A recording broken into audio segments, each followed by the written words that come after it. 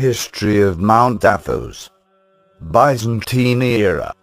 The first monasteries that chronicle as Theophanes the Confessor, end of 8th century, and Georgios Trinos, 11th century, wrote that the 726 eruption of the Thera volcano was visible from Mount Athos, proving that it was inhabited at the time. The historian Genesios recorded that monks from Athos participated at the 7th Ecumenical Council of Nicaea of 787. Around 860, the famous monk Euthymios the Younger came to Athos, and a number of monk huts were created around his habitation, possibly near Crinra. During the reign of Emperor Basil the Macedonian, the former Archbishop of Crete, and later of Thessaloniki, Basil the Confessor built a small monastery at the place of the modern harbour, Arsamas, of Hilandaiou Monastery. Soon after this, a document of 883 states that a certain Ioannis Kalavos built a monastery at Megali Vigla.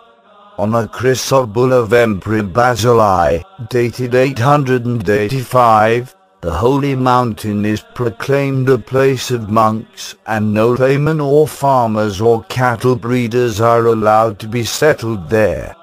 The next year, in an imperial edict of Emperor Leo VI the Wise, we read about the so-called ancient seat of the Council of Gerones, Council of Elders, meaning that there was already a kind of monk's administration and that it was already ancient.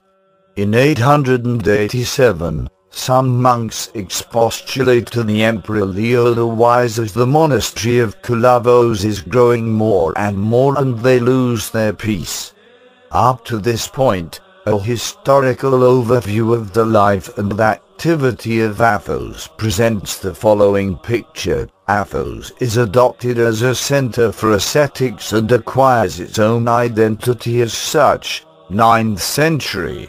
It is given a personality by laws and typica. 10th century. It is equipped with buildings and develops in proportion to its fame. 11th century. It experiences a zenith and a decline in dramatic forms. 12th century. It emerges from the dangerous vicissitudes of history through prudence and determination. 13th century.